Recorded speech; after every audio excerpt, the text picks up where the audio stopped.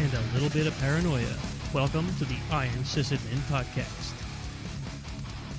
Hello, folks, and welcome to this afternoon's episode of the Iron Sysadmin Podcast. You heard that right. We're recording at 3 p.m. tonight today, instead of usual evening hours to help accommodate our special guest for today. I'm joined, as usual, by two of our co-hosts, Jason and Marc. Say hi. Day drinking. I can't believe you woke me up this early. Woo! Hey, woke poor Jason up before 7 p.m. Is that a problem? And, of course, our special guest, Rich Bowen. Rich, you want to introduce yourself? Sure. Thanks for having me, and thanks for accommodating my schedule. I am Rich Bowen, and I'm currently working as the community manager for the CentOS project in the open source program office at Red Hat. I've been at Red Hat for 8 years this week. Wow, and, congrats. Yeah. And I've been working with the CentOS project for about 3 years. Before that, I was the OpenStack community manager. Oh.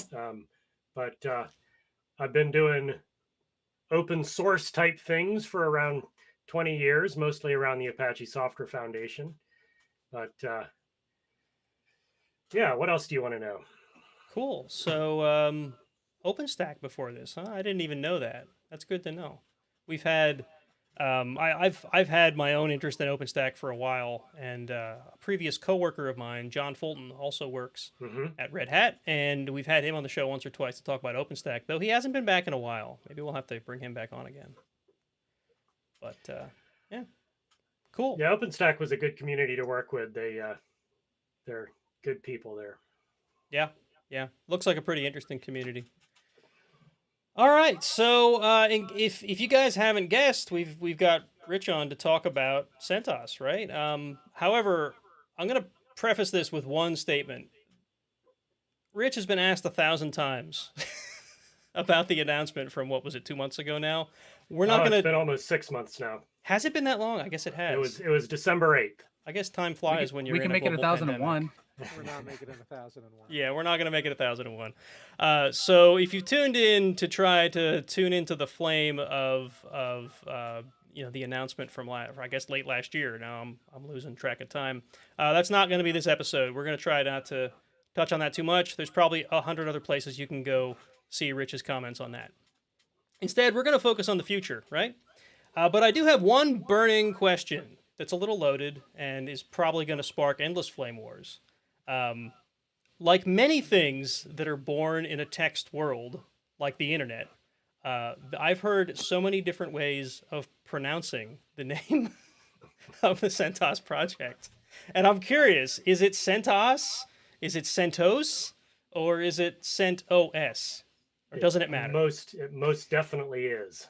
And I actually did a thing on Twitter last year called #ISayCentOS. And had people send in videos of themselves saying it. And, one of the funny things is, like you say, because it was born in a text world, it was years before the lead developers met one another, and they all said it differently. So I missed the definitive pronunciation?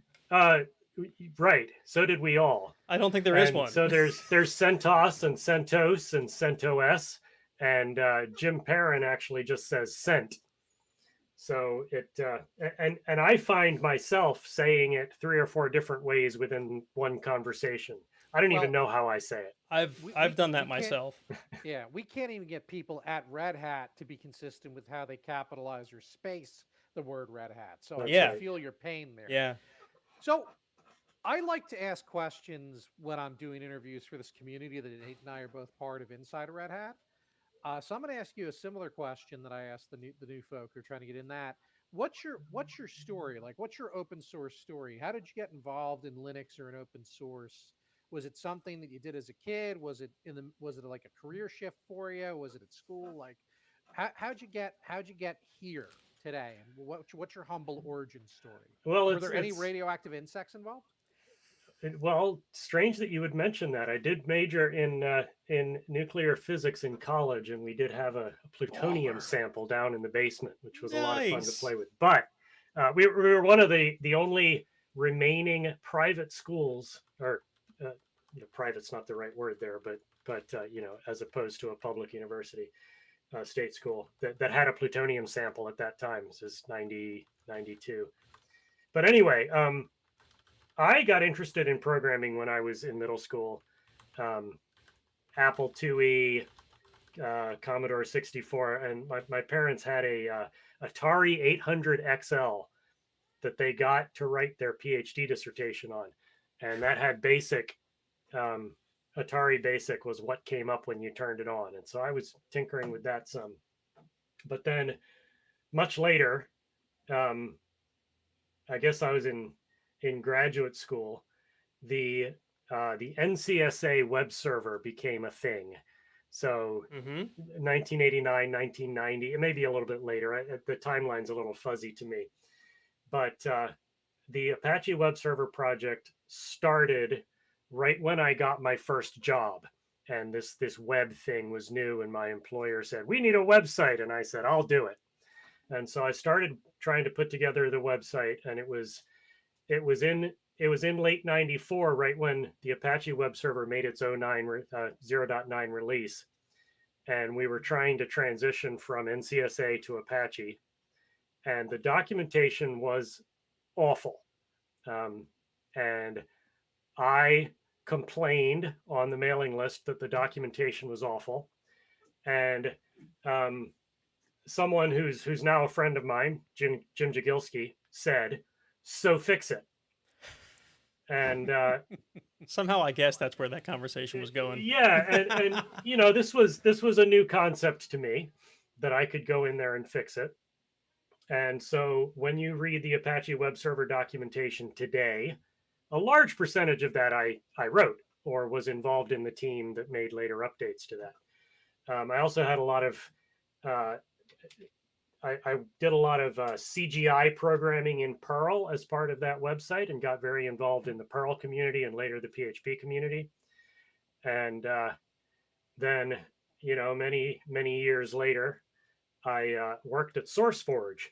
I was the community manager at SourceForge, which was just an amazing experience, because whatever business decisions SourceForge made over the years, that, not really going to talk about that, but the communities, the projects that were hosted there, lots of brilliant, passionate people doing interesting projects, doing weird projects.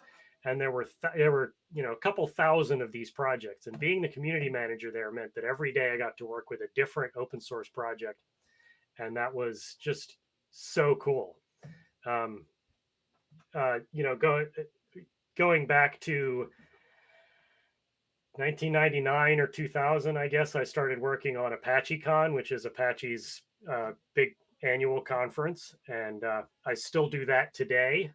So I'm working on planning this year's conference now. And so I've stayed engaged with the Apache Software Foundation, served on the board there for a few years. And so, yeah, that's kind of the high level story. Yeah. And started here at Red Hat 8 years ago to work as community manager on Red Hat's presence in the OpenStack project. And just love it at Red Hat. Hope to stay here a while. So that 2 more years to the puck. Yeah, right. Well, I've got I got this one. So Marc just recently got that one. I've got a bit to go.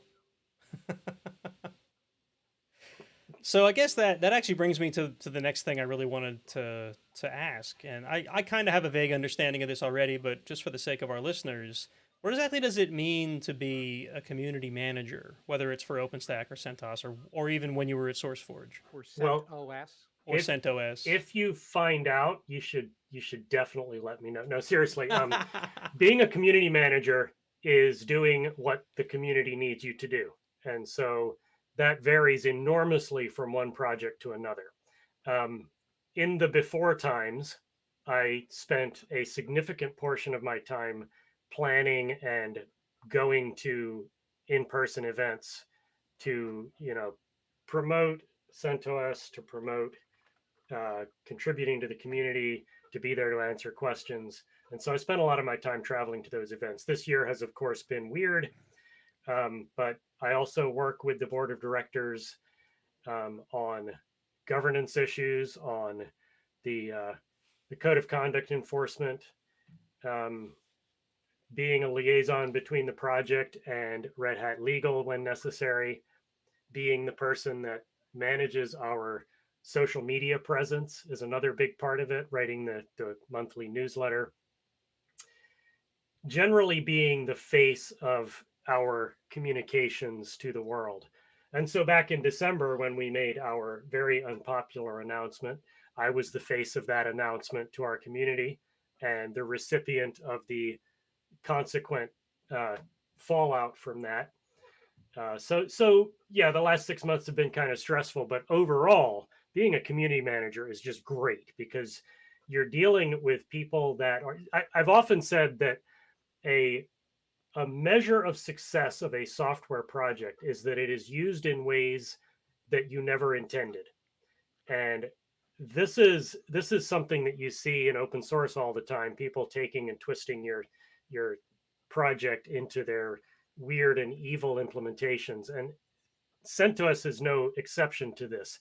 So I get to interact with people that are using what we work on to do all sorts of crazy things, from the ones that you've heard about, like running CERN, to the people that are running tiny family websites or running a weather station in the Sahara Desert or whatever. All of these things that are just so cool to see people doing this that you never imagined when you put together the software to begin with. So let's pull the camera back a little bit, because if I'm Joey Bag of Donuts, like I've got my PlayStation, I've got my personal computer, whatever, I buy software, right? Or I download something from a website, but I'm generally interacting with a company. So, how important are communities really? And some of us might know the answer to this, but for the benefit of our listeners, like, how big of a deal is it to have a community around a software? That sounds almost like, are they like a fan club of the software? Is it like I own a Ford, so I have the Calvin bumper sticker with him pissing on the Chevy logo, so I'm now in the Ford community? Or like, is something deeper? Yeah, and when you look at community manager jobs in the rest of the world, they do tend to be that. They do tend to be fan clubs for the most part. But in open source software, there is of course a large portion of that, people that are that are users. I shouldn't say just users, because the users are pretty critical to what we do. Without having the feedback from the users, we would have no idea whether we were successful. But the other aspect of it is actually contributing to the making of the product.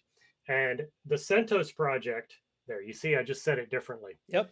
Um, You're the screwing CentOS with me, Rich, project, the on CentOS purpose. project has traditionally been very much a consumer community, because the CentOS project just rebuilds what Red Hat Linux produces, Red Hat Enterprise Linux. We rebuild it, we release it, people use it, and they tell us about their experience. And that telling us, that communication is very important to that. With the new focus on CentOS Stream, we actually are building a contributor community that are developing patches to CentOS Linux, CentOS Stream itself, and also building things that run on top of it, like, for example, OpenStack, which is where I got started in this particular ecosystem. And so we have people that are developing storage as a service solutions on top of CentOS that then can be deployed on Red Hat Enterprise Linux or Rocky or Alma or Oracle Linux or whatever other rebuild people choose to use. Cool. And I got to be honest, right? So I started with Red Hat Linux back in the late 90s, before Red Hat Yeah, Enterprise yeah, Linux me too. existed. And when RHEL came about, of course, I switched to Fedora, right? Yeah, Because I was a broke kid and couldn't afford to be paying for Red Hat Enterprise Linux, and I had no business really. I had no need for an enterprise grade Linux. But then when I got into sort of really starting my career, and I was able to start making decisions on what operating systems we were running on servers, CentOS was what I found, right? I had yeah, sort of lost track of what happened with enterprise Linux because it just had no bearing on my life at the time, right? And then I sure. found CentOS at like 4.0, I think it was, or 4.x. And that's when I started running CentOS professionally. And that was definitely a gateway into Red Hat Linux, right? So eventually I got a job where they were they had a huge deployment of Red Hat Enterprise Linux, and CentOS really prepared me for that because it's Yeah. practically identical, right? So Yeah, and cynically, that's why Red Hat is so engaged in upstream projects, because when you build a user community, they're more likely to stay within your particular ecosystem. right. And so, there's more to it than that, but that's certainly one of the reasons that Red Hat invests in these upstream communities. Right. So let's see where to go next then. Right. So I guess we may as well just jump right into the stream, as it were. Right. All right. We've talked a bit about the announcement and CentOS stream, and where it's now positioned in the life cycle. So I don't know if we really need to rehash all of that, unless it's relevant to the conversation. But I guess what I'd like to kind of cover is how does stream really differ from sort of the old CentOS model, and why is that a good or I guess or bad thing, right? Sure. And getting the elephant in the room, first of all, the reason that people were upset by this announcement is that the community had an understanding of what CentOS meant. It meant a particular thing, and it meant a particular window of support time, and it meant a certain promise of stability. And we changed those things with this announcement without any warning. And so people, we definitely understand why people were upset with this. What we hear from the world at large is that everybody seems to agree that CentOS Stream is a great thing. What Yeah. they disagree on is what we did with CentOS Linux. And, again, I don't want to dwell on that because I've already given a dozen interviews about that, Right. which you can watch on my YouTube channel. But CentOS Stream creates for both CentOS itself and for Red Hat Enterprise Linux a contribution model, which we really did not have before. In the old days, long, long ago, 6 months ago, the way to get a change into RHEL or into CentOS itself was to make that change in Fedora and cross your fingers and wait 3 years. Yep. And maybe get lucky, or 5, or maybe 2 releases, depending. And that was very dissatisfying to anyone who has ever tried to do it. The other way to get a change into RHEL is to be a customer and badger your salespeople, who then badger engineering and try to make something happen. And they will say, put it in Fedora and wait 3 years. What we have with CentOS Stream is the ability to put a pull request directly into CentOS Stream itself and have that appear in the next version of Red Hat Enterprise Linux. Now, I want to clarify something that I think that there's some misunderstanding about, which is what can go into RHEL. The way that we make RHEL is we take a release version of Fedora and we stick with it. And that becomes RHEL with minor changes. And by minor changes, I mean bug fixes and security patches for the most part. There's not new functionality. Major new functionality goes into RHEL. There's no major changes in behavior that go into RHEL. And so when we say that we're accepting contributions into CentOS Stream, it's the same model. These are minor changes, bug fixes, security patches, minor tweaks. And so the notion that CentOS Stream is somehow this bleeding edge, unstable thing just reflects a misunderstanding, a miscommunication of how the RHEL process works to begin with. But so what we've done with CentOS Stream is move it from slightly after RHEL to slightly before RHEL. And so now, rather than getting an enormous new change every 6 months, you get a trickle of changes constantly. So is this good or bad? Well, it depends on your use case. For a large percentage of users that were using CentOS Linux in whatever application, you switch over to CentOS Stream and it keeps working. I switched all of my home servers and my web servers and whatever to CentOS Stream about a year and a half ago. And I often forget that I have done so because the difference between the two is small.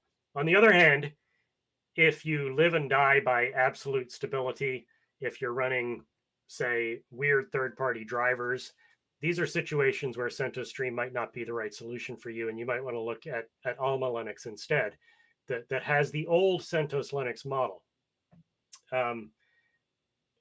So yeah, I'd say that for the majority of people, the change is not significant. What we did, though, was make the change in a way that lost a lot of community goodwill. And that will forever taint the story. Well, hopefully not forever, but currently that taints the story. And my job is to regain that trust. Our job is to make CentOS Stream amazing so that people trust it. But more than that, they need to trust us. Right. And so back to your earlier question, that's who I am as the community manager. I'm supposed to be building trust, and hopefully I'm doing that. How's that going? And that's not me being a smart ass. Sure. How's the temperature in the CentOS community nowadays? Well, so we made the announcement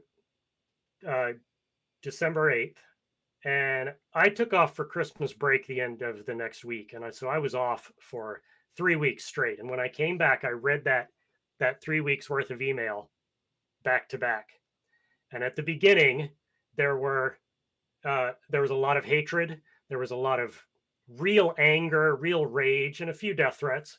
But because the internet is a great place, right? So I can laugh about that in retrospect. But at the time, it was really upsetting, extremely demoralizing. But as I read that email, people started understanding the message better, and there was still anger, there was still disappointment, there was still, I'm going to go do something else because you burned my trust. But the hatred and the vitriol went away.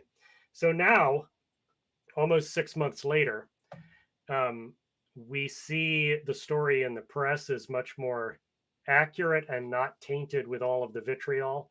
We see people getting the message. I had a conversation a couple weeks ago with some folks from the Rocky Linux project, and they were talking about how CentOS Stream is a good thing technically, and that Rocky Linux exists to fill some of that trust gap. And that's really kind of where we are right now. So I think it's going well, but I think we still have some work ahead of us. Yeah. I remember some of those early articles. I mean, from like legitimate, trusted tech news sources. Yeah. That were just absolutely not just scathing, but seemed wrong. Right? They didn't seem like they had the facts straight. Sure. I don't know if and that's... some of that's on us for our messaging. Yeah. But I think that most of it is directly related to the feeling of betrayal that lends a tone to how you write about it. And again, Right. we understand that it makes sense. Right. All right. So since the beginning of this, like since I read the announcement and since I started seeing some of the backlash, I've sort of kept this stance where I feel like CentOS Stream, if managed in the right way, can really be almost identical to the old CentOS model. Not from the way it's produced or the way that maybe even in the way it's traditionally consumed, but if you do things where you're, creating your own software mirror, say managing it with something like Satellite or Catello, if you're doing all upstream stuff, you can still get the stability and the version control and whatnot that you may have felt like you had with the old version or the old model of CentOS, the old CentOS 7 and 8 model. Am I off base on that, or does that sound like it makes sense to you? I haven't run Stream myself, right? So that's definitely what some of our users are doing. So we've got folks at Facebook that are doing exactly that. They're deploying CentOS Stream on their hundreds of thousands of servers, but they're doing it exactly the way that you're talking about, where they will they'll manage what packages go out to their servers, and in a sense have an internal versioning. Right. We also hear the same from the scientific community, and there, when you're doing multi-million-dollar experiments, you want to make sure that you can reproduce them exactly. And part of your lab equipment, you might say, is the machines that are doing the analytics. And you want to make sure that they're all on exactly the same version of everything so that your results are comparable and repeatable. And so the folks at CERN, they're doing the same sort of thing where they're carefully managing what they roll out to their servers. So I come from from big pharma, and then I want Jason to give his aspect because, not to spoil the story, he's a former CentOS user, and I'd kind of like you two to have a little friendly discussion about that. Sure. But I remember like I challenge people. I'm like, yeah, you think you're running RHEL 7.9, but I guarantee that there's a bajillion different iterations of what RHEL 7.9 is, Sure. because there's launch day 7.9, there's Yeah. first errata, second errata, third errata. So I don't think people have this consistent, air quotes, stable platform that they really believe they have most of the time. That's certainly true. Unless they use, like, again, I'm a platform TAM, big into satellites. So if you have a versioned content view, you can use that same methodology regardless of what your OS is, whether it's the classic RHEL, old school CentOS, or CentOS Stream. I think what we get hung up on is this whole idea of production. And I'm just going to put a fun little Git entry into the Twitch chat. This is about actually AWX, which is the upstream to tower. But there's some hilarity in there because you've got a user complaining about AWX using alpha or experimental software, and the project guys are like, look, AWS is where all the new stuff happens, where we experiment. It's not going to be production level or stable. So I think there's some responsibility on the users to really understand when they say production, they need to know, what does production mean to them, right? Right. As a CentOS guy, I'm not allowed to use the word production, so I don't know what production is. But seriously, one of the things that's fascinating about being at Red Hat is this tension between the upstream and the product.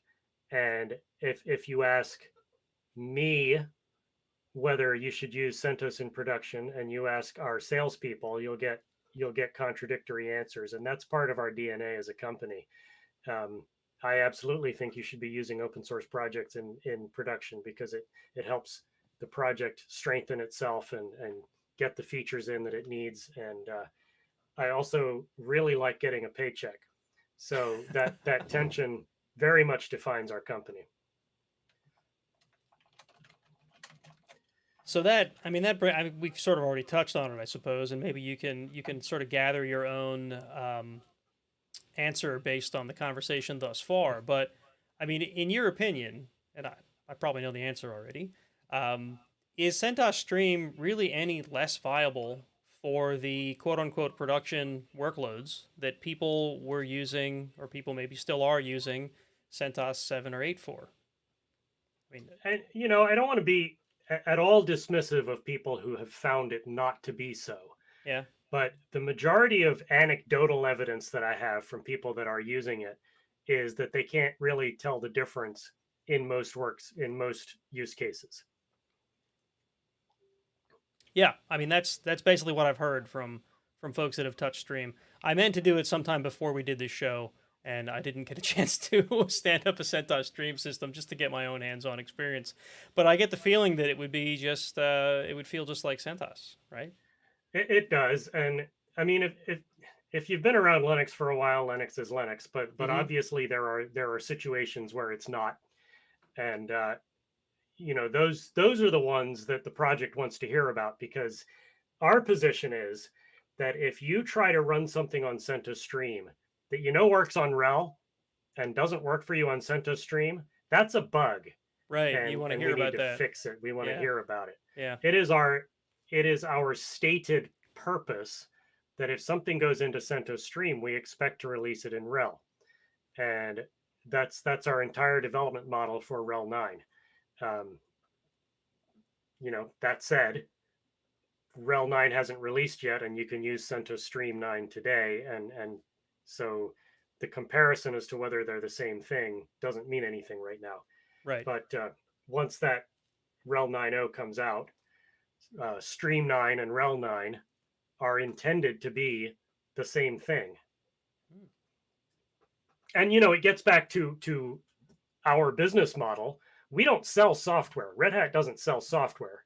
What we sell is the support and integration and ecosystem around that software, and the person that you can call on the phone and help you through it. So the fact that those two things are the same doesn't undermine our business model. We don't sell the bits. The bits aren't what's important. What's important is the relationship. And I am not a salesperson, so I'll stop there. So, Jason, what's your story here? Because I think My story. I'd like to hear it. Yeah, I mean, because we feel So- like we're cheerleading a little bit. Yeah, you've No, been a it's- CentOS user for easily as long as or longer than me. So I am really, Yeah. especially as an external, right? Not a Red Hatter. Like, what? You got any burning questions? Nothing really burning. I have. I mean, to be honest, I haven't had a chance to touch it. Yeah. We were on track. I have lots of side projects, and one of those side projects, we're building these servers that needed to have. We were hoping to use RHEL, like a RHEL variant, and CentOS was that variant. Sure. And once CentOS Stream announced, and all that happened, we kind of looked at it and said, crap, we don't know what this is or how this is going to work out. And it's not a RHEL equivalent anymore based on the way we were reading it. So those are running Debian now, because I needed something stable and solid that I know what's coming in each version. Hearing this, I'll probably look at CentOS Stream, but I think even so, because this is an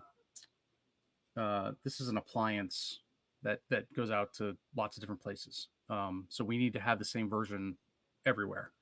So something like CentOS Stream sounds like we'd have to put a bunch of tooling around it to make sure that we were doing that and having that same version everywhere, versus being able to use the sort of the built-in stuff, and get the same version everywhere.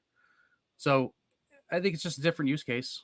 It makes sense. I mean, it's like, I don't know. I think of it as the same thing that Fedora was, but closer to the metal. So, CentOS Streams is what RHEL, what the packages are that are going to make it into RHEL Next.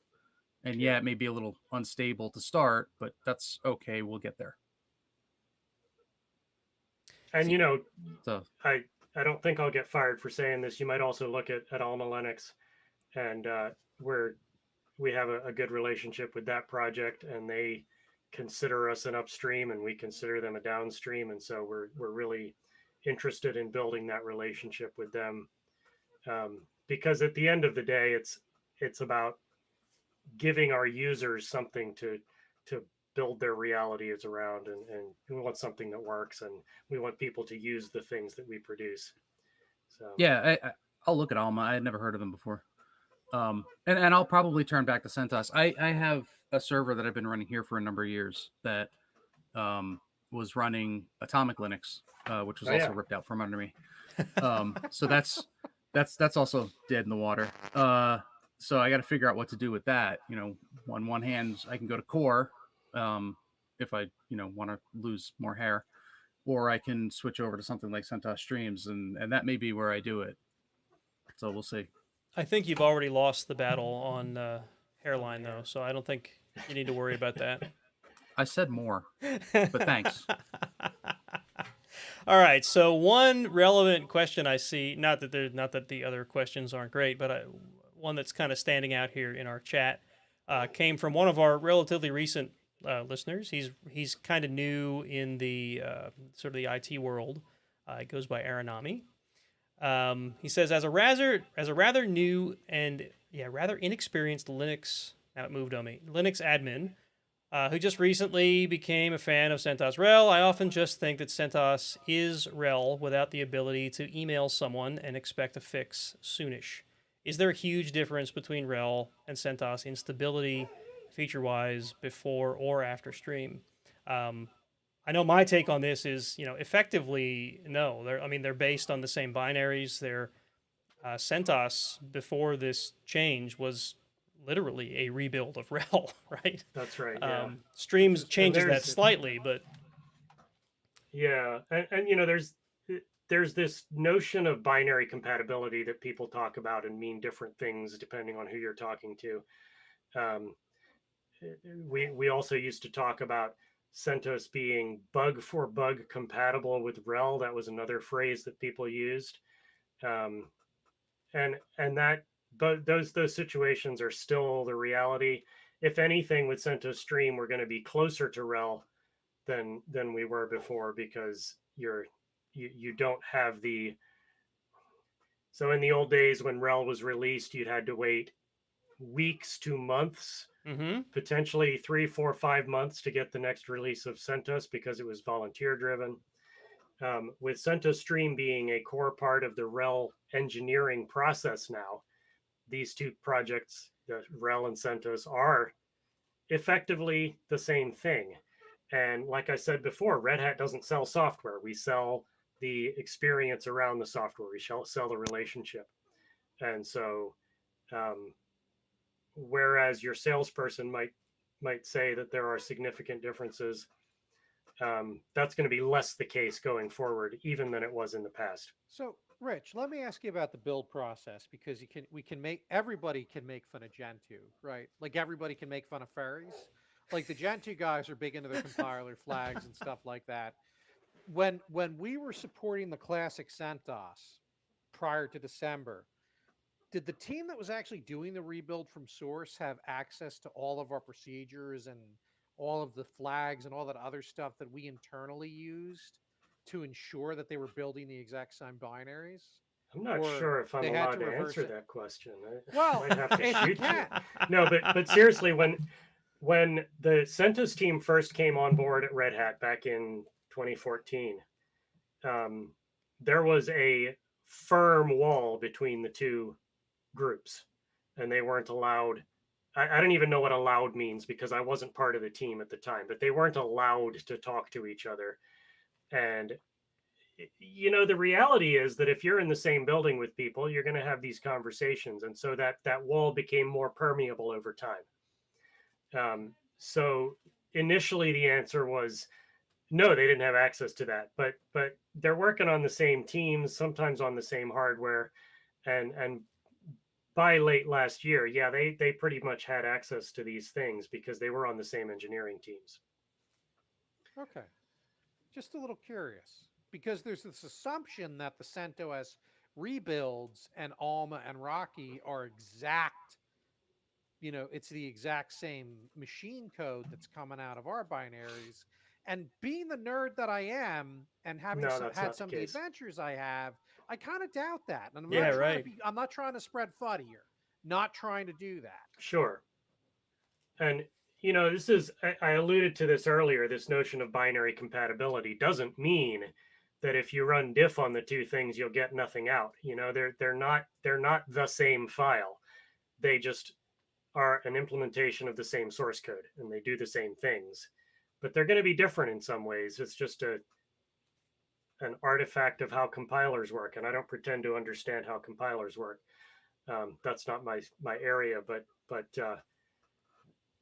I don't think that has ever been either the case or even particularly a goal. Okay. Right. I mean, I remember a day when there were several sort of CentOS-like rebuilds of RHEL. Right. There was one called Whitebox, Scientific Linux that people will probably remember. That only recently, I guess they announced it might be a year ago now that they were going to stop rebuilding with when 8 came out. Maybe even longer than a year ago. Yeah. But Springdale. Right. Springdale is still active. Of course, Oracle Linux is still active. Right. We don't talk about that. They don't count to me. Anyway, I'm sure it's a fine platform for anyone. Show us on the doll where Larry Ellison hurt you. For anyone who wants to sell their soul to run a Linux distribution. Anyway, I'm not even sure where I was going with that. Oh, I'm sure there are not necessarily intentional differences, but I'm sure there are differences in all of those that Sure. the people packaging them probably thought they didn't even change, right? Obviously, each of those had their own sort of specific use cases and spins and packages included and whatnot. But I mean, like, for example, the kernel, right? They could be built in a slightly different way, for example, from one to the next, even though they thought they were identical. So It just kind of makes me wonder how close. And again, I'm not trying to spread FUD. I'm just wondering from a nerd perspective exactly how close CentOS was, and how because people assumed it was exact, but so funny story at Merck. I'm gonna go off into an Uncle Marc sit on the stump and tell you a tale. I was here at comes the Merck tangent. when back when we would build production servers that touch drug discovery. They needed to be validated systems. You'd run this report on them called an IQOQ, and I forget what that means, but it's a pretty industry standard term. It's a TPS report. But it basically said this system matches, this, the configuration is this, and results on this hardware should be repeatable. Because with experimental results, if your HPC cluster takes a set of data and spits out a result, and then the same set of data gets run through it again and it spits out a different result, the FDA is not amused, right? So we actually got to the point where we were building our VMware environment, and some auditors at Merck got into their minds that if a server was built, a production server was on a specific hypervisor and it vMotioned off to a different hypervisor, that would invalidate the IQOQ and you'd need to rerun it. And then we're like, no. So what we ended up doing is we ended up validating the process itself, showing that there was no change. We ran data sets, we migrated it, we ran the same data sets, and they came back the same with the help of some of our buddies in basic research. And so we validated the process itself. So this idea that you need this exact level of software on this exact hardware is sometimes a thing. And again, I suspect that the CentOS users were not really getting as exact an experience as they thought they were getting. Not that they were having a bad experience, but that makes the argument against CentOS Stream a little less of a big deal in my head. And that's all I'm going to say about that. Yeah, I think you're right, and that's something that we hear from the scientific community, that whether it's exactly the same as RHEL is not as important as whether they can reproduce their own results consistently across the lifetime of an experiment. So a place like Oak Ridge or CERN that sets up an experiment that's going to run for 10 years, they want to make sure that software platform is consistent across the lifetime of that experiment. And we don't want them to accidentally rip open an intermittent gate, because that would be bad. There's movies about this. There's a fantastic book series about that. There's books about it too. It's a zombie series, and I forget what the name of it is now. Oh my god, I love it. It's such a dark zombie series. Not so much that you remember the name of it, though. Oh, I'm gonna find it. I don't remember, but I'm gonna look it up in Kindle because it's amazing. All right, so I guess sort of one more talking point, and we kind of danced around it already. What, as far as you can talk about anyway, what's the sort of future of CentOS and CentOS Stream? So, from where I sit, my job is to rebuild trust, and a large part of that is more transparency. So, over the years, the CentOS board has been a shadowy group of people that conducted their business behind closed doors. Now those board meetings are becoming more public. They're available to our community. That's one big thing. So increasing transparency around our special interest group process, improving our documentation, making our documentation something that people can contribute to rather than having it developed entirely within Red Hat. So that's all stuff on the community side. So far as where the bits go, so as far as where the software goes, we've never really had an end to that, because that all happened within Red Hat, and we simply rebuilt what came out of Red Hat.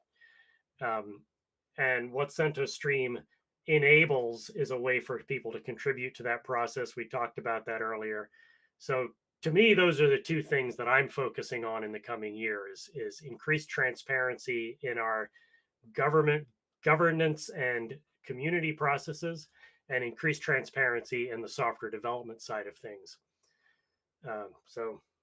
So far as the roadmap for RHEL itself, I have no insight into that. Yeah. That all gets decided elsewhere. Insight's a different product. That it is. All right, so this has been a great conversation. Marc or Jason, did you have any final thoughts before we wrap this up? No, I'm trying to. I apparently Still- forgot my Amazon. The page. zombie book, yeah. Still looking for your zombie Oh. book. Now he's like, I have to go look at an actual Do I have to thing. go get my Kindle? Oh my word! Oh, hang on. I can do this. You can do this. Technology. All right, so I guess it's critical depending on whether or not Rich is sticking around. Watch as Uncle Marc Googles live on Iron Sysadmin. yeah, right. That's never happened before. We haven't gone into live rabbit holes that involved a bunch of googling and I think this will get me where I research. need to be. You think? So while he's looking that up, Rich, if people want to find you on social media or that YouTube channel you talked about, The where- Rising, Brian Keene. Oh, okay. So dark. we've I'm putting it in the chat. the rising. Okay. Anyway, So dark. Social media. It's Right. It's a multi-part series. to finish my statement, where can they do so? So on YouTube, we are at youtube.com/the CentOS project. Okay. Is And it the CentOS project or the Centahs project? exactly. And on the Twitters, we're at CentOS, and I'm on Twitter at rbowen. Cool. And And is that where they can find those interviews that you alluded to earlier, the YouTube channel that you've mentioned there? yeah, I believe that those are all there. Cool. I Look know for people may thumbnails ask, that's of- all. Yeah, look for thumbnails of Rich hating his life. Arinomi wants to know, Rich, what's your favorite April Fool's Day RFC? Wow, that's completely out of left field. You It think? sure is. I think it was the remote control coffee maker RFCs, but I don't know the number off the top of my head. So But No those one are faults you you know, for that. but those are real now. right. Personally, I like the Evil Bit. Evil Bit was Evil Bit. TCP over Carrier Pigeon was one of those, wasn't it? That was that one because I like that's that my one. favorite. Yeah, that's a good one, but I figure everybody says that, right? Yeah. Maybe I'm Well, just but unoriginal. the evil bit one is the best because it just makes firewalls so much. They're Yeah, completely it's- irrelevant. it Just don't let anything solves- through that has the evil bit set, and you're good. And there's the HTTP 418 error code RFC, where HTTP 418 is "I'm a teapot" for some unknown reason, but that was a good one. That one was Does it- was does it implemented, I think, Yes. in a Yeah. teapot like at That's MIT right. or something crazy. All right. So apparently Tom Lemoncelli agrees with me on the avian carriers, according to chat. 1149. All right. So this has been great. Any thoughts before we go to the break? Well, just thank you for the chat, and thank you for giving me a platform.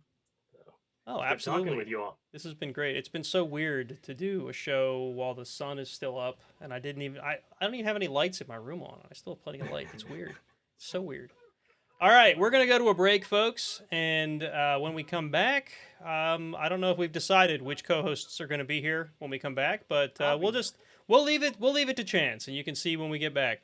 So I hope you guys stick with us, and we'll see you in a few.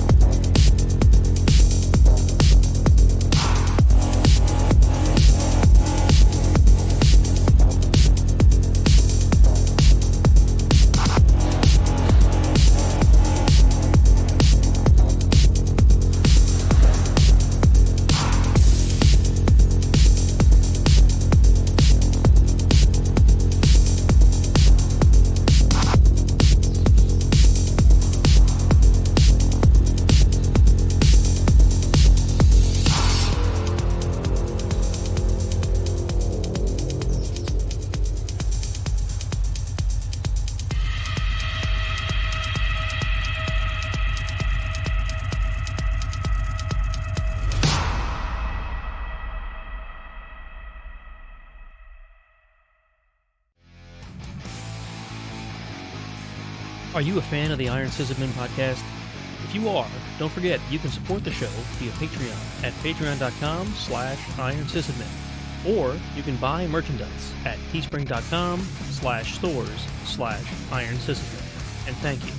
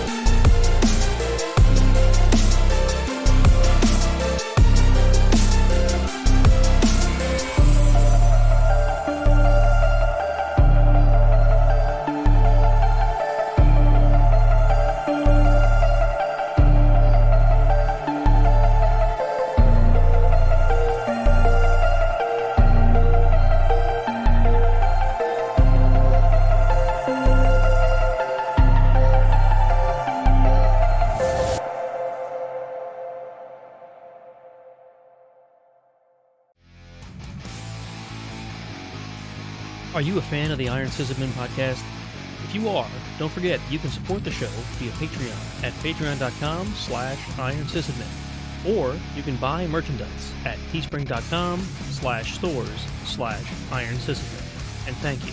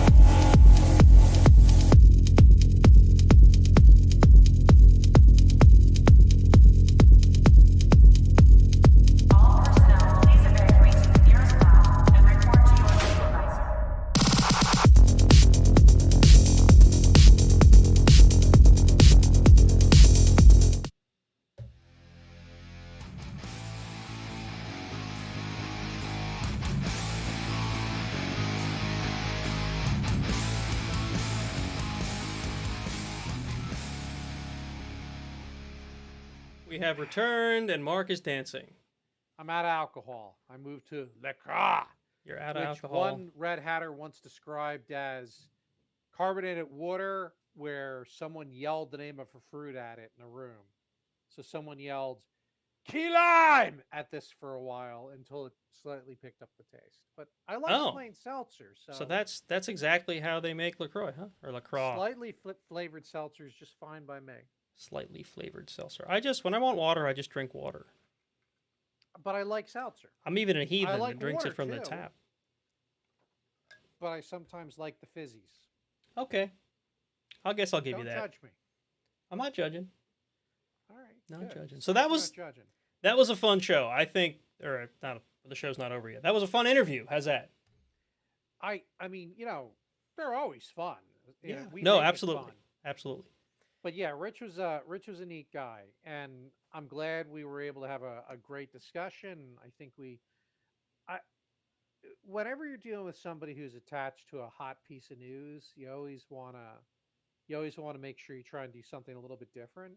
Yeah. So hearing about some of his background was cool, and then some of the nerd stuff when we were talking about compiling and stuff like that, and whether it's exact, that's fun to me. I think some of the Centahs stuff has been killed, like dead horse.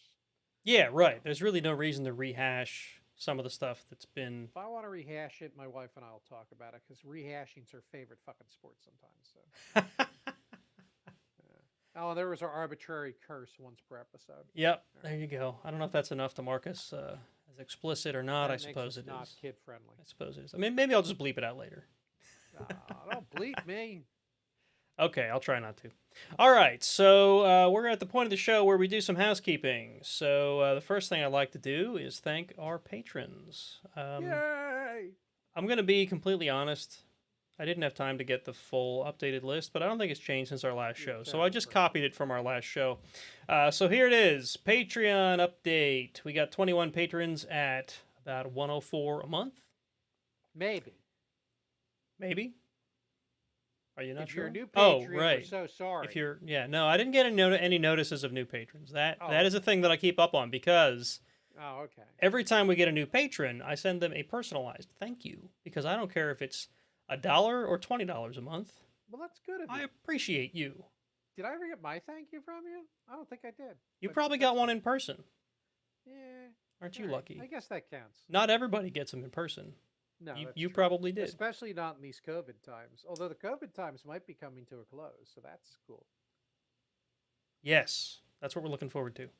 Anyway. Oh, Arinomi says it was super nice. Yeah, see? Only Uncle Marc didn't get one. But again, to Nate's point, he probably thanked me in person. Probably. So. We're going to go with that. Yes, I absolutely did. I have a record of it somewhere. Some over the rainbow. In this anyway, in this foggy thing that is my brain. Right. So I'll shut up. So we got Arinomi, Andrew, Tatro, rootisgod, Bruce, Robert, Matt, David, Solemn, Trooper-ish, Linux Sys 666, gimpyb, Marc with a K, DeMentor, who, by the way, we talked about in our last show because he lives in Israel. And as we all know, Israel went through some tough times. He's still kicking. He's good. He's made it through. I guess there's a ceasefire now. We'll see how long that lasts. It was but a rough couple of weeks. I'm glad he's okay. He and his family are safe. I just wanted to update people on that. I grew up in Jersey, so I'm used to some shenanigans, but not like that. Yeah, rockets in the sky? That's not a thing I'm used to. Right. Okay, John, the nice guy, Marc with a C, Julius, Andi, Jay, Charles, and our good old buddy, 22532. Right at you, too. Man, if he ever stops being a patron, what are you going to do at the end of the list? You won't have that to say anymore. Well, who's the next to last person on the list? That would be Charles. I mean, I could bellow Charles in some way, but like two is like his own guy, man. I don't know. I'd have to think. I'd have to just chill for a while. He is our longest running patron. He's been the, he was actually our first patron. Well, again. I keep saying he. I probably shouldn't do that. I don't really know. The numbers have gender. We don't know. 22532 is our oldest patron, and that's much appreciated. 22532. We appreciate all of you, but I think they may have come in as a patron before we had like 20 regular listeners. That's how early they were. Two should really have their own Patreon category. Yeah, right. Longest running patron. I don't know if I can do that with Patreon. Anyway, so that's our Patreon update. Like I always say, if you want to support the show by buying merch, you can do that on Teespring. Teespring.com/stores/ironsysadmin. You can get a t-shirt. There's mugs up there. There's like cell phone cases for the Galaxy S7 or something because I don't I don't see that as a real moneymaker. Probably not, but that's what they offered me. Can I get a case for my iPhone 6? Hey, did you see that? Yo, I know him. Look at that. I've There's many Red Hat calls with these. Oh God, Uzi. That's Uzi. Thank you. In my defense, I've been day drinking, which is one reason I'm not pronouncing his name properly. And it was a double shot, old fashioned. So, yeah, right. Yeah. So I'm gonna be useless tonight. When we're probably going back 6 or 7 years at this point, when I was a customer, Uzi was my SA. That's how I know him, and Who's he? probably how he knows about the show. Yeah. So good Well, guy. he was in the CentOS channel when I was advertising it. Yep. He actually he either gave us a thumbs up or a heart. I think Yep. it was a heart. Yep. I was hoping he would tune in. So if you're actually watching, awesome. Thanks for tuning in. Hooray! Anyway. Or as I would say, if you hit the button on the board. Oh yeah. Yay! All right. All right. There's no new reviews. That I did check before the show. I mean, I probably should have spent the time on the Patreon update instead of looking for reviews because we get so few new reviews anymore. Folks, go review the show. We like it. We like to hear from you. Unless you leave a bad review telling me that I suck. Still bitter about that, are we? I'm trying to get past it. My therapist done a work on that. Okay, cool. I have a therapist at the moment. All right, so When I have housekeeping. a therapist again, we'll work on that. Housekeeping out of the way. What kind of cool projects you got going on, Marc? So I got to be honest, I've kind of pivoted into summer mode. So since our last show, I moved my son and daughter out of college. My son finished his freshman year at Stevens in Hoboken, New Jersey. My youngest daughter graduated with a perfect GPA from chemistry at Seton Hall. So she's Smarty McPants. Ah, We attended that graduation last week. And my son and I went on a canoe trip over the weekend with our brand new venturing crew, and we only ended up in the water unintentionally once. So that was fun. But like I feel like I've been like kind of busy, right? I know the feeling. What I have been doing is I've been playing Monster Hunter Rise on my Switch. My son picked that up on his Switch. We were playing a little bit when he was at college, but now that he's home, we can play in the same room. I'm trying to get him his hunter rank up a little bit because he's slacking compared to me. And then obviously Valheim is still going, I think, pretty strong. I try and get on that periodically. Yeah, we were playing Viking last game. night, and you killed me with a tree. You know, had you had something to eat, you would have lived. Here's where you blame me for it, right? Yeah, you're Well, right. It I was mean, my yeah, own I chopped the mistake. I did chop Out the in tree the- down, and I could have yelled at you to be careful. Out in the wilderness, and I had not eaten anything to up my hit point. Anybody who has never played Valheim are like, what? Why does eating matter? It matters. It very much matters. Is Rise any fun? Yes, Rise is fun because it removes some of the bullshit. So in Monster Hunter World, you had to find the monster on the map. In Rise, you can locate him with the icon up top. You hit the right stick to highlight one of the monsters, and usually the one you're hunting is the far right icon. And if you've never seen it before, it's a question mark, but it still appears on the map. So it removes that whole 15 or 20 minutes of finding the trail and trying to find the monster. You get into the fight a little quicker. What you should do before engaging the monsters, there's these little Spira birds spread throughout the map that can buff you. They can buff your attack, they can buff your hit points, they can buff your stamina. And depending on how good your armor and weapon are, you're gonna wanna grab some of those birds first. But there's a lot less tedium. Now, what I will say, I'm responding to Arinomi's question. Yep. Monster Hunter is fundamentally about killing monsters and turning their parts into new armor and weapons, and there's RNG involved. It's a Japanese game. There is always going to be some sort of a grind, right? Yeah. So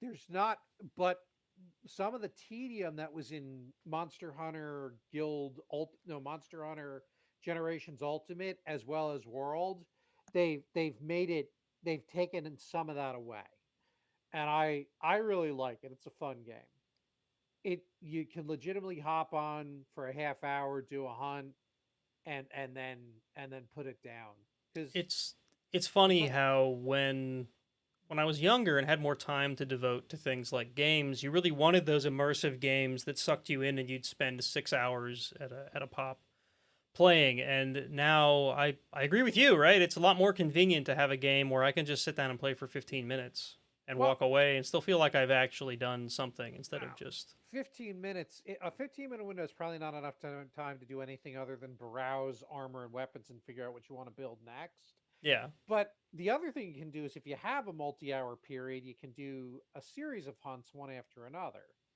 And I generally, if I get a good session going, like an hour or two, I usually have ended up building a piece of equipment or two that I was going after. And you've always got other stuff going on. You got your Meowson areas collecting things for you. You've got uh yeah, there is a I think there's a pretty good badass effect. I definitely tear through things now with my better gear that threw me around like a rag doll before. So, um, but what you got to remember, and I mean, I know the people who are listening to this on the podcast are like, he's talking to himself, he's answering questions that I don't know. It's And the I bourbon. apologize for that. Um, in Monster Hunter, you're fighting mostly bosses, so they're all of the monsters are always going to be able to kick your ass if you're not careful. You just as your gear gets better, there's more margin for error. Like the charge you failed to dodge that would have killed you might only knock off 3/4 of your health, and you have time to drink a potion and be okay. That's not a bug, that's a feature, that's part of the series. But I think Rise is excellent. I think it's back on a handheld, and some of the quality of life improvements that were part of World are now in it, and some of the BS is gone. Like the whole 15 to 20 minutes of trying to just find the stupid monster you're hunting at the beginning of the hunt. I tried to play World again because it's gorgeous on my machine, and I'm like, this is so tedious. So yeah, but I'm impatient. I also picked up the remastered Mass Effect on PS4, Oh yeah. which I got off with a strong start, and then I got to the Mako, and I'm like, I hate the Mako. I never played Mass Effect 1. Uh, my sister now hates me because it's the first in the series, so you're not supposed to put the one after it. I never played the original Mass Effect except for like part of one mission, and people always bitched about this six-wheeled Mako vehicle, and now I understand their complaints. So what I might end up doing is switching it to story mode just to get through this stupid Mako mission. I don't think I've ever played Mass Effect, which It's a fun game. makes Very me good feel bad stuff. for saying that because I hear it was a very So popular game. yeah, third-person tactical cover-based combat, and it's a great science fiction story. Sounds like something I Uh, would probably enjoy. I'm on a Facebook hiatus. I finally couldn't take the anti-vax morons anymore, and So I through was the getting whole, like through the political drama, through the pandemic, through everything, it all built up like it eventually. finally caught up to you. Is that it? It's like that plutonium sample that Rich had in his basement of his college. The radiation eventually builds up and kills you. Right. I just finally snapped. I'm like, you know what? This crap is making me angry. Um, Mm-hmm. I'm finding myself obsessing. I'm making smart ass comments. I'm waiting to see how people respond. And you've talked about the social dilemma and how we're manipulated. And I'm like, you know what? I'm just going to take a break for a while. Yep. And while I miss Charles Marshall's awesome memes, and I miss some of the stuff, I'm just like, I Maybe you now can. I did hop on to do a job posting. Yeah. Maybe you can get him to just send you the memes through Google Chat or something. I don't see why that would be a problem. Chuck should probably have his own G Chat channel where he just does, Uncle Chuck's memes. There you go. Totally. I think we're to make that happen. Yeah, we got to make that happen. But one other thing I'm doing is I've been toying with this idea of unbranded technical talks, and by unbranded I mean not Red Hat branded, like Uncle Marc Marc branded Tech Talks. Yeah. And I'm thinking of doing like one that's based on C groups, like General Linux Performance. But I've also been toying around with the idea of a 3D printing primer where I walk a novice completely through the entire process, saying, "This is what you're getting into." Yeah. Right. And that could be a lot of fun, I think. Don't buy a 3D printer expecting it to work like a paper printer, which have had Right. 50 There is no years to final print. evolve, right? Or whatever they printers have evolved over. That I should probably name the presentation. Where's file print? Yeah, right. Right. So I'm toying what that would look like. It wouldn't be live. I'd record it using Streamlabs and then edit it together. You know, showing the screens on my Fedora machine. Yeah, I'm figuring out what that looks like. yeah.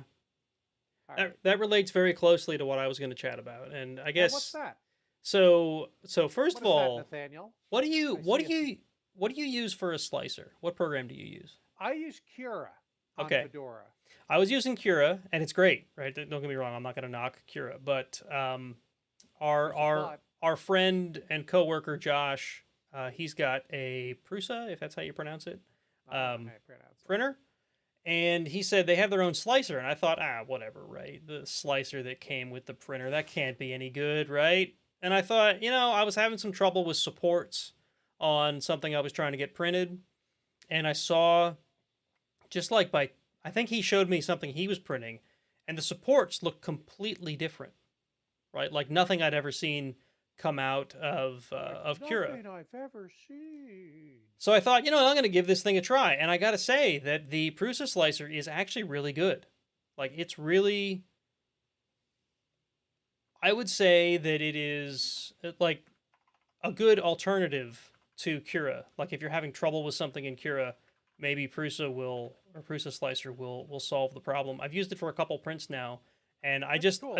the UI is nice, and the supports are a little different, and the way it presents stuff is different, and the sort of library of built-in material settings is a little more. I don't know. It just feels a little more polished than Cura. Cura was great. Don't get me wrong, but I don't know if you're curious about it, give it a try. It's actually pretty nice. But So that's most of my slicer problems are self-inflicted when I forget about things like gravity. yeah, right. But I've always been able to tweak my settings in Cura successfully. But if I ever get stuck, that's Yeah. good to know. Yeah. I was really when I was printing with PLA, Cura always worked really well. But Ew, I- you don't print with PLA anymore. I had trouble. I had trouble with PETG on a couple of prints, and I decided to try. Okay. Decided to try the Prusa slicer, and it worked pretty well. So maybe going forward, it'll be that Cura is what I use for PLA, and Prusa is what I use for. Well, and the thing is, you can use. You're not bound. Yeah, To slicers. Absolutely. Right? You can use the slicer absolutely. for the material. I'm pure PLA at this point because I haven't heard a compelling reason to screw with anything else, and I own a lot of spools of PLA. Oh yeah, no, I'm not. In fact, the thing I'm printing right now, which is actually what I was going to talk about in chat, I'm printing in PLA only, or not in PLA. Yeah, PLA, only because the guy who designed it printed it in PLA, and the thing I'm printing is, and put a link. There's a link to it in the notes for the show. I followed the link, but I closed it already. It's this like they're well here. I have one of the pieces right here. It's not gonna It's a quite. LED wall lamp. Yeah, it's a little LED wall thing, right? And they're all these little hexagonal boxes that you run LEDs through, and they're programmable LEDs. Are they supposed to be somewhat translucent? Well, hold on, that's what I'm getting to, right? This is the one that houses the controller and the power supply, which is why it is not transparent, right? All of the other hex pieces are going to look just like this, except the front is white, and it's supposed to be thin enough that the light from the LED comes through the plastic, right, through the PLA. And what I didn't want to do was print it in PETG, which is a different, polymer, right, a different material, and not have it be transparent enough. So instead, I'm doing it in PLA because that's what he did. That's what the guy who designed it did it in. So, but yeah, that's what I'm printing. So this space behind me, beneath the hat, beneath the fedora, that's where I'm hoping to put the thing, if it fits, right? So this is about the size of one. They're about 10.5 centimeters across, right? And then there's like a prescribed pattern that he wants you to put it in. I may or may not use the pattern that he. Negative Ghost Rider. The pattern is full. Yeah, right. So, but you see, there's like these openings on the different pieces, and that's to match up with the pattern, so you have a place to put the LEDs through. So I may play around with that. I may just do it in the same pattern that he designed it in, because whatever. So I just had a moment. So that quote I just did was from Top Gun. Yeah. Negative Ghost Rider, the pattern is full, which is what the tower always tells Maverick when he wants to when he wants to buzz the tower. Right. And we've always just said it, but with all the flight simming and stuff I've been doing, I actually friggin' know what it means now. I just had one of those aha moments. So what does it mean? I know what it means. Well, the pattern is essentially it's literally a pattern you fly to approach an airport. Okay. It's got different segments to it, and it's a way to keep aircraft, even in an uncontrolled airspace, to give a little bit of discipline to it.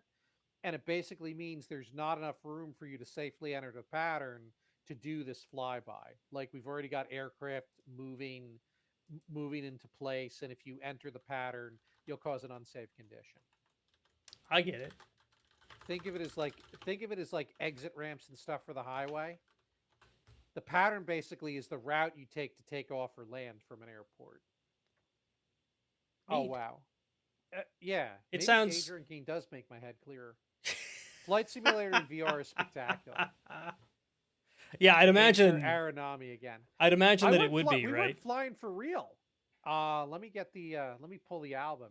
My friend Rod's a commercial pilot in his real life, but he owns an SR-22, a Cirrus, which is one of the airplanes in Flight Simulator.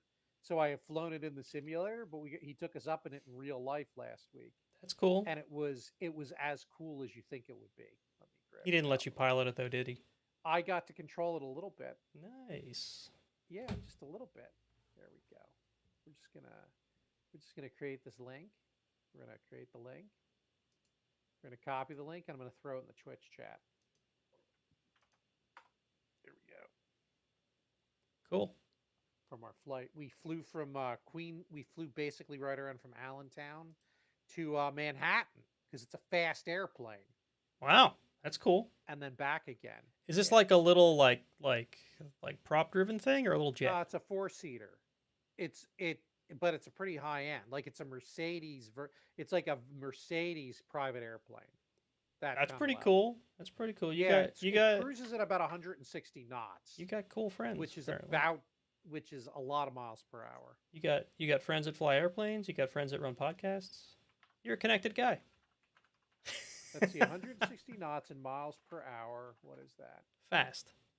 I'm asking DuckDuckGo. About 180 miles per hour. Oh, yeah, that's fast.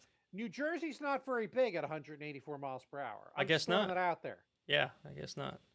All right. So, yeah, that's what I'm working on. Hopefully in the coming weeks. I don't think it'll be before our next show, but you'll see a cool pattern of LEDs behind me.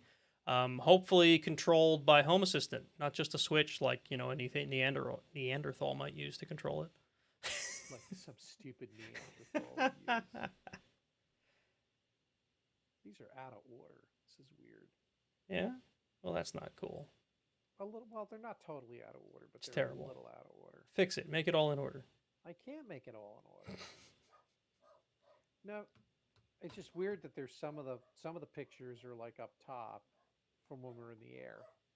Anyway, doesn't matter. All right, so I think we're done with chat. We can talk about the news now. We can. All right.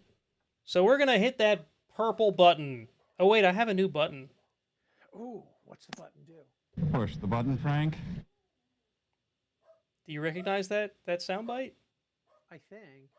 It's from Mystery Science Theater 3000. I'll probably get some sort of a takedown notice for using it. But Stupid YouTube. Anyway, here we go.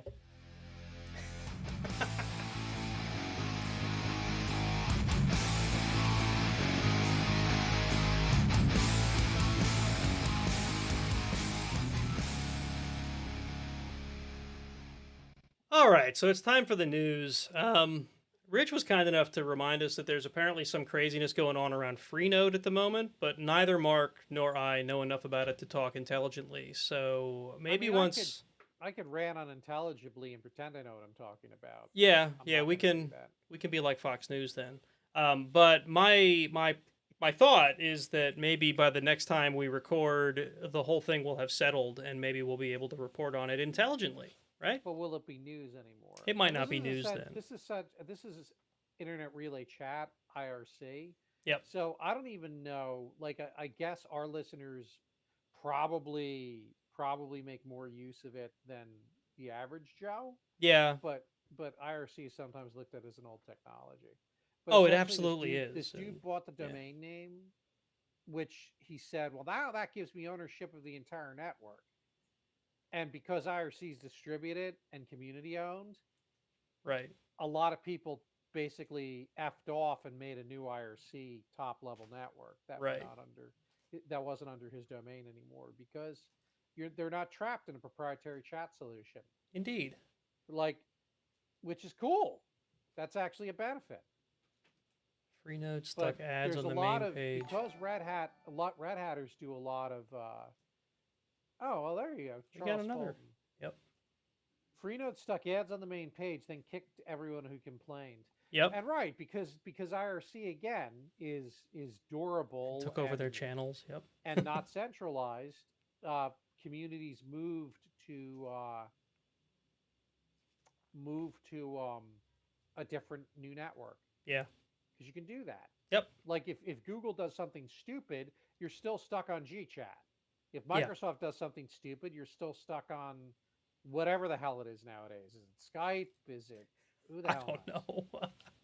Microsoft Chat. We'll just call it that. Microsoft Chat, right? Yeah. So, yeah, I figure we'll learn the situation a little more. See, it looks like Charles knows I all kinda about it. ranted about it a little bit already. If only Charles had joined the show today, then he could have If talked only. about it. There's a couple of if onlys here, If only. but we're glad he's listening. Yeah, absolutely. Or watching or whatever.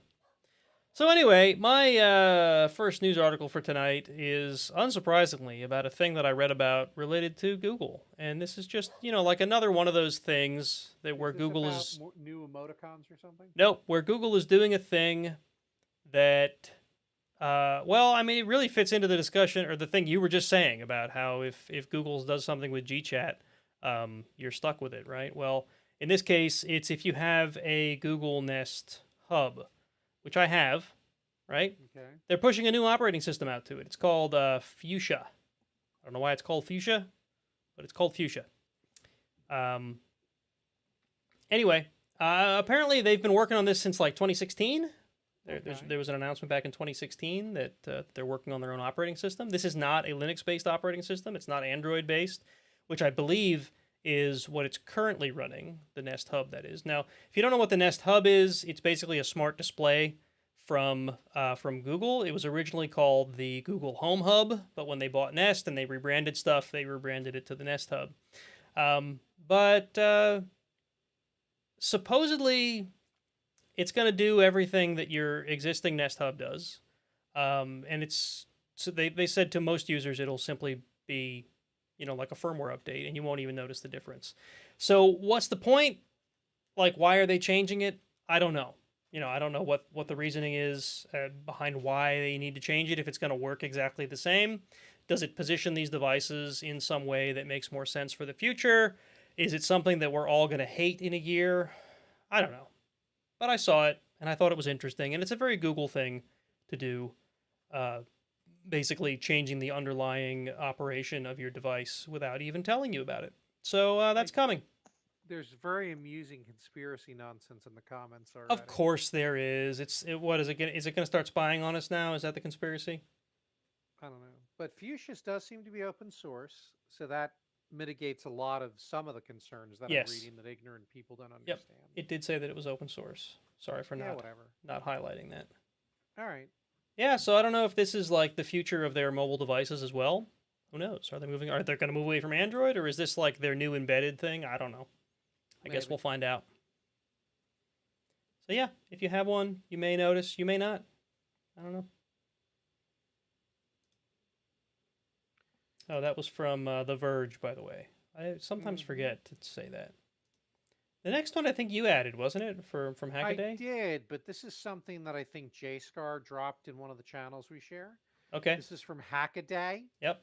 Which has some really cool edgy icons on the screen, so you know that they're computer people. They do. It's definitely. And the opening sentence is just a little bit biased, I'm going to tell you. Whether you own any Amazon surveillance devices or not, we know how much you value your privacy. Yep. So apparently Amazon is going to enable this service called Amazon Sidewalk, which is enabled by default. And this is apparently a service that has devices talk to one another they share connectivity using Bluetooth and I guess LoRa. Mm-hmm. And I don't know what LoRa is, but yeah. I don't know what it is either. But essentially, what these devices do is they share connectivity to try and improve a Wi-Fi network, so that that kid walking by with his crapple phone outside of your house, Mm-hmm. suddenly he's got a better network. Right. So I get the concept, right? They basically want to sort of enable Wi-Fi like access to like the world, right? So if you're in a modern-ish area where there are a lot of houses, or urban-ish maybe is the word I'm looking for, you should be able to get connectivity from these devices. Now, this raises a couple questions for me. If you're in an urban area, you probably already have cell service, so why does that matter? If you're in an area where you don't have cell coverage, I guess it kind of makes sense. It's kind of neat. Didn't Facebook try to do something like this with like balloons or something at one point, where they were trying to give access to areas that didn't have internet service? But the concept that basically my device, now I don't own any Amazon Alexa devices, but if I did, the concept that my device is suddenly going to be providing internet access to just random folks walking down the street. And these are devices like security cameras, right? A floodlight, the Ring floodlight cam, the Ring spotlight cam wired, the Ring spotlight cam mount, the Echo Dot, the Echo with clock in it, right? So these are just like, they're devices you would not expect to be this smart, is what I'm getting at, right? And I think what this is it's an interesting engineering design to try and improve throughput, reliability, whatever, but Yeah. it's a little bit tone deaf to folk that don't get that people don't like things that are not done with their consent. Yeah. And I think the average, the idea that grandma or even just regular people are going to know to disable this functionality Right. is a little it's kind of rude actually, because most people don't. Thirsty Gnomes in our chat says Xfinity routers have this enabled by default. I believe, I could be wrong, but I think my local ISP does a similar thing, where they have this Wi-Fi access on by default that external users of their service can basically access through your Wi-Fi through their service, right, to get onto the internet. And while I don't love that, I think it is still slightly different, right? Well, can you turn it off though? Well, so that I don't Right. know. Because if you can turn it off, that helps. If it's something you don't have a choice about, Yeah. So then in my that's case, I don't awful. use. I usually whatever ISP I'm with, I take the connecting device, whether it's a cable modem or a DSL modem or whatever, and I put it in bridge mode, and then I put my own gear behind it. So I'm not using their Wi-Fi. I'm not using any of their integrated stuff.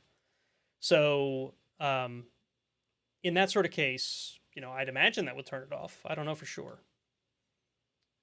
But in the case of these Amazon devices, right, this is my floodlight with camera built in, right? It's a smart floodlight that I can use as a security device, as a security camera, right?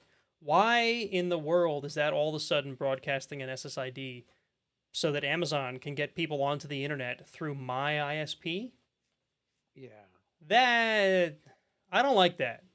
No. And the fact that you're opted in by default, I like that even less. Like, if I want to be kind and turn that on, fine. Hell, I have a guest network that I've got mRichter, which needs a password, and I have mRichter guest, which doesn't. The Yeah. mRichter guest on my router, my router, which I forget the hell router it is. It's a pretty good one though. Actually, if you're on the guest network, you can't talk to other devices on that same network. Yep. It isolates you. Yeah. So in my case, I've got a dual radio Wi-Fi as well, and I have a guest network, and that guest network is still password protected. Not because I don't want people on it, or not because I don't want people to use my Wi-Fi, but because I don't want random Joe Schmo standing out on the street to use my Wi-Fi. Right? Because... I've never worried about that. Yeah, well... I don't know. And it's not me trying to be mean. It's just me trying to make sure that random Joe Schmo isn't connected to my network and trying to do anything nasty. Not that I can really expect that my neighbors would be doing that. A device is isolated from every other device on the guest yeah, network, right. I think eliminates some of that. Right. But Asus, I have an Asus router. Yeah, the idea that my floodlight would be doing this, to me, that changes the conversation. And the fact that it's... And I set it up intentional. Yeah. To have a guest network with no password. The fact that it's a feature that I did not purchase the device to do, right? Like when you buy a Wi-Fi router, or when you connect, or when you buy internet service from Xfinity, I would imagine that there's something where they say, oh, by the way, your device may be broadcasting this other SSID that other Xfinity users can use to get onto the internet. I bought a floodlight. I didn't buy a floodlight. I'm using this as an example. I bought a floodlight with a camera in it because I want to be able to use a floodlight with a camera in it. Not so that I can provide Wi-Fi access to people, walking up and down the street without my permission. Now, you could argue, no, we have your permission. You opted in because this little button says that... Ouch, I just punched my desk because I'm getting too animated. Because this little toggle in here says that we have your permission. Well, not if I didn't know. Not if I didn't know I had to turn that off. That's not... And nobody reads the EULAs. So right. You can't even hide behind that. Right. So, as pointed as this article is written, Hackaday is a pretty cool site. They, if you're not familiar with Hackaday, they usually share a bunch of cool electrical projects and whatever. No, it's cool. Like I don't have a stuff. problem with it. It was clear what their perspective was going to be on it from the very beginning, which I'm okay with. People are allowed to have a bias. People are allowed to editorialize. And Hackaday isn't exactly a news site, right? Not in the traditional sense. So, whatever. They can get away with this, I think. So what's going on with fail to ban? So this I only included because it came up in chat on our oh wait, where's the button? Switch to the other panel. Discord community. So this is Fail to Ban. If you're not familiar with Fail to Ban, is a tool that you can use to do things like look for bad behavior on your systems and block those connections, right? So, somebody's trying to DDoS you, or somebody's connecting to a port you don't want them to, or whatever, right? And then this is supposed to automatically ban those people, right? Because they're obviously doing bad things, or trying to do bad things, or they're probing to try to do bad things. And really the only reason I included this is just out of irony. Apparently their wiki has been has been attacked by spammers, right?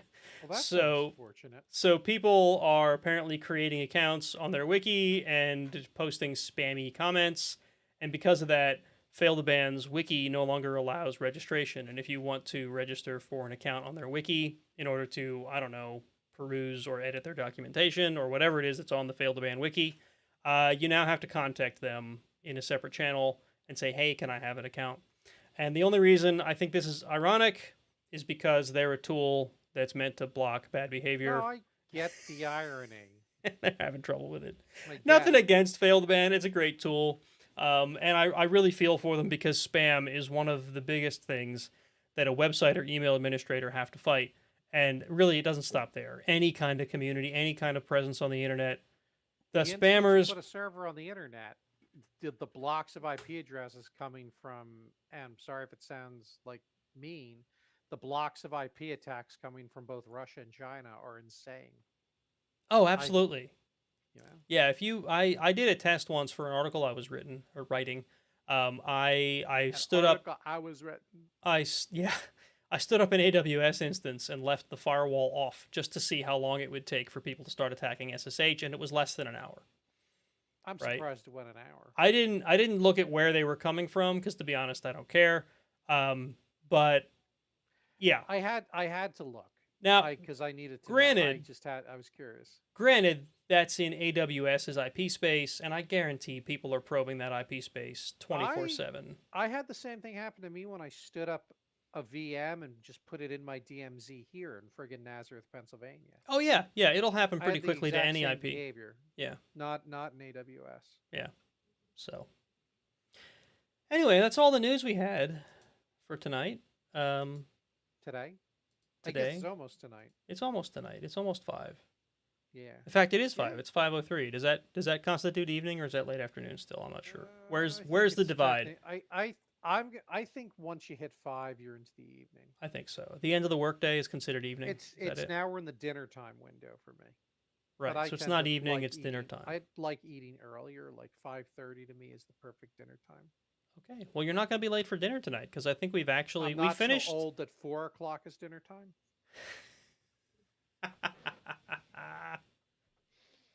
That I'm not even going to go into it. Early bird special. Anyway, we the actually somehow hit that this show is not going to be 2 hours long. I don't know how we did that. Unless you keep talking. Maybe doing it earlier in the day is the key. That's it. From now on, we're going to have to do the show at 3 p.m. I Anyway, don't know if that's realistic.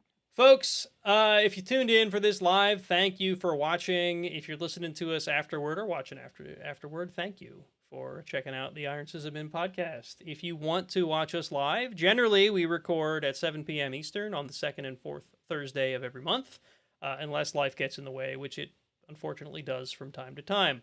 If you want to join our community, the one I was just talking about, the Discord community, you can do so by going to ironsysadmin.com, and there's a link in the menus at the top there to join the community. It'll take you right to the Discord invite link. If you want to follow us on social media, you can find the Iron Sysadmin podcast on both Twitter and Facebook. MySpace. I don't think you MySpace. can you even still make a MySpace account?